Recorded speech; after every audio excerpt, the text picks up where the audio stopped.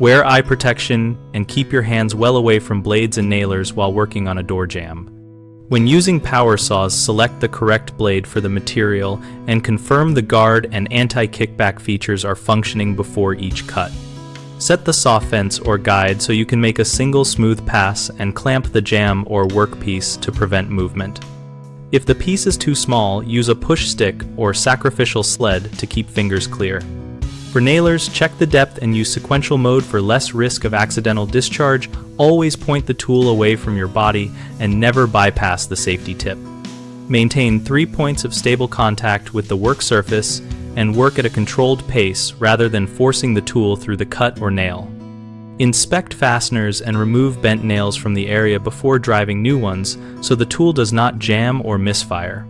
Keep a dedicated first aid kit and a charged phone nearby and stop immediately if a bit or nail binds and the motor stalls. The most common mistakes are reaching over a spinning blade or across a nailer to steady a piece, which leads to contact injuries. Always reposition or reclamp the material so you do not reach toward the danger zone. Another frequent issue is disabling guards or using the nailer in contact fire mode for speed, which raises the chance of multiple accidental shots. Use guards in sequential mode and accept the small time trade-off for safety.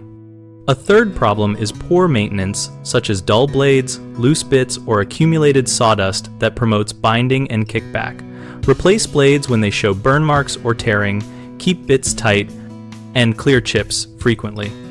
BigHomeProjects.com connects homeowners with local contractors and offers practical peer discussion for project troubleshooting and contractor referrals. We use our community to share real-world tips and let contractors find appropriate jobs and clients.